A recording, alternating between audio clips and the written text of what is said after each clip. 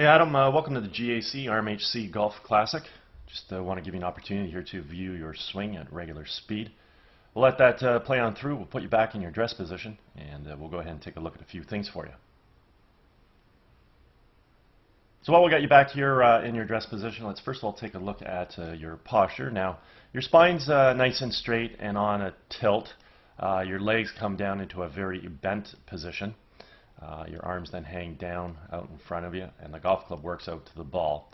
So you're achieving good angles, but we need to get you up into a much taller position. So all you really got to do here, just stand up taller in your legs so your legs are only unlocked, not bent.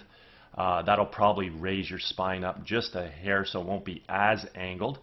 But then from here we would see that your legs would just be unlocked. You'd be a lot taller. Arms can hang down nice and naturally. Obviously your hands are going to be a lot higher now, and then the golf club can work out to the ball, and through doing this you'd probably end up being a little bit closer to the ball as well, because right now you look like you're reaching quite a bit. Okay? Setting proper posture at address is critical because the entire golf swing functions off of that, and right now simplicity is you're just crouched too much. From here, let's go ahead and clear this off the screen. We'll take a quick look at your alignment as well from this vantage point. We can see that your feet are running over here. Carry that out towards the fairway. Theoretically, on camera, parallel lines should have an appearance of converging, and your club face should be running parallel to your feet. And with that being the scenario, we can see that you're sort of set up maybe just a little bit off to the left here. So may want to square this up a hair, but nonetheless, I mean, that's a safe play sort of over in the corner there, considering the fact that there's a body of water out to the right. Let's go ahead and do a little split screen comparison between you and Jordan Spieth. Now I've got some color-coded lines here on the screen just to use as a visual reference as it pertains to swing plane. And what we can see is exactly what I was talking about with respect to the posture. Just see how much taller he is, and that's due to the fact that his legs are just unlocked. We're not physically bending them and causing us to sort of sit back on our heels. Okay? From there, you can also see that his alignment, feet are going a little bit more right than yours as well. So let's take a look at the swing motion. We draw the golf club back by creating good shoulder rotation, bring the arms and hands back as well as the club. Club's supposed to come back on plane directly along the red line. Through the early stages of the golf swing, we want to also start to establish good wrist hinge into play, where we're going to transition the club head right now from below and in front of our hands to above and behind. From here, we're going to move the club from red up towards the blue-yellow V zone, and when we finally set the golf club at the top of the backswing, we want to have the left arm of the club situated on the yellow line, anywhere within the blue-yellow V zone, or physically on blue as we see with Jordan Spieth. We also want to create full shoulder rotation, and we want to do this about a very stable right leg while making this entire motion about the posture we established at address. Now, I am also just going to put a little box on your head here just to sort of watch the elevation changes due to the fact of where you're starting here. So let's watch you initiate your takeaway. You turn your shoulders really nice, drawing your hands and arms back. Club's coming back on a beautiful swing plane. Notice you stand up right away.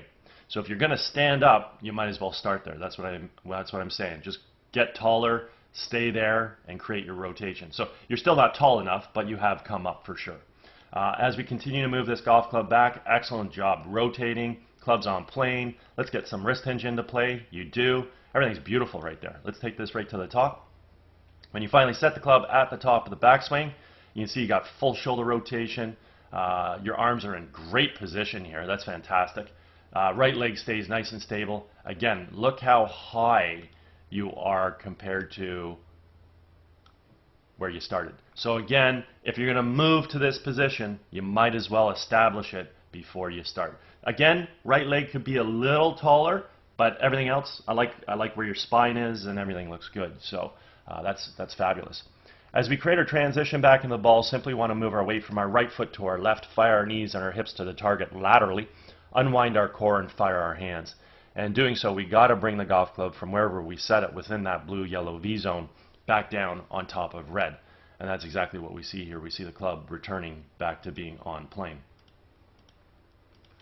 The other thing we want to observe at this stage of the golf swing is the relationship between the lead forearm and the golf club. I refer to this as the backwards check mark. It simply means that the club head right now is remaining above and behind his hands coming into the hitting zone. And this is what's going to allow us to create a lot of power in our golf swing, let alone his ability to hit the ball straight due to the fact that I've already mentioned the club is returned back to plane, which is a main criteria in order to produce straight golf shots. Okay? Let's go ahead and watch you create your transition back into the ball. Excellent dropping of your hands and arms. Superb. You're bringing the golf club from blue back down towards yellow. Notice you dove back down again, so now you're exactly where you started. So that has to happen. And let's see where we get to pre-impact here. So this is really nice. You know, you take a look at your lead forearm. You take a look at your golf club. You've got your backwards check mark, so creating some power in your golf swing won't be that much of an issue. The only problem right now, club isn't returning close to plane, and then the bigger aspect is the club shaft right now is a little too steep. So the shaft of the club is sitting here at about 51 degrees, where we can see with Jordan Spieth, he's coming in the ball club shafts at 33 degrees. So it's much more shallow. We're never going to have a ton of power when we attack the ball with a steep club shaft. Club shaft has to be a little bit more shallow coming into the golf ball. Okay? Let's go ahead and undo that. All we really want to do now is track the club head coming into the golf ball and see where it goes. So we're here right now. Let's go to the next frame. Very nice job. You really fight to keep the club head behind your hands. That's superb right there. So see how much closer you brought the club head to plane. Still hasn't hit the red line, but at least the club head right now is still lagging above and more specifically behind. So that's awesome job right there. Let's go to the next frame, and boom, you're pretty much right on plane. So I mean, we connect the dots. You have a pretty good descending movement here into the golf ball. Looks awesome. Again, we can see with Jordan Spieth, the club returned back to plane on here, and then it just simply tracks into the golf ball directly from this red line. And as I already stated, this is what allows him to hit a straight golf shot in accordance to his alignment, assuming lastly that the club face squares up via having a good grip. So the three most important things we need in order to hit a ball straight are: we have to aim well, feet have to run parallel left of the target, the club has to return back down onto plane, this red line, in order to produce straight shots based on that alignment, and then lastly, club face has to square up to bring that all together. So we can see here, again, your aim was a little left, you're bringing the club down on a pretty good plane. So if the club face squares up, I mean, you should be able to hit the ball down that left center where you're aimed. So let's see what the club face does through impact here. Definitely squares up nicely. Beautiful job. So grip must be pretty good. Ball's heading in a good direction, it appears here. Excellent. Well done. If the club over releases, you'll lose this ball a little left. Under releases, you might lose it a little right. But if the timing's on, because the club face is good, then you should be able to hit a pretty good quality golf shot right there. Okay.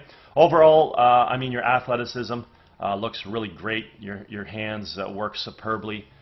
They come back, they fire through, you coil, you uncoil, you've got great footwork that allows you to get through to a good finish. One thing I want to talk about your footwork though is when you swing through to your finish, you want to try and get your weight into your left heel. Right now you're swinging through and you're getting it on the toes of your left foot, and this is why you're falling over towards where the ball was. So if you can finish with your weight into the heel of the left foot when you're done, you won't fall over. What you'll notice with a lot of tour players, so let's just look at this finishing position. I'll bring your foot to here, but the reality is if I move your foot out of the way because you're stepping, there really is no difference in your weight distribution. The weight is on your toes. So what I'm going to do is I want to just move that over so I can do a little split screen comparison again here. And I'll bring Jordan Spieth back up. Clear that stuff off the screen. And I want you to look at his left foot when he's done. So he swings through, right heel comes off the ground, strikes the ball, gets up on the toe of the right foot. Look at the toes of his left foot. He curls the toes of his left foot up.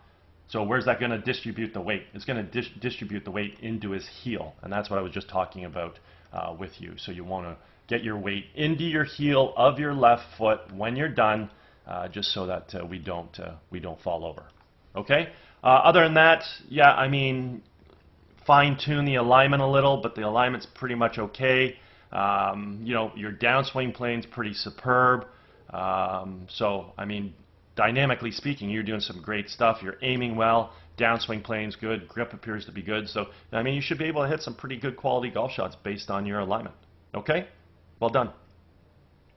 Anyways, at any point in time you want to refine any of these things, I'm over at Glen Abbey in Oakville. Be happy to structure a little program for you. Also, if you're involved with any golf tournaments at all, you guys are looking for a unique gift to provide to your guests, touch base. I'd be happy to discuss my swing analysis services. Anyways, I hope you had a fantastic day, and I hope you enjoyed getting an opportunity to see your swing on video.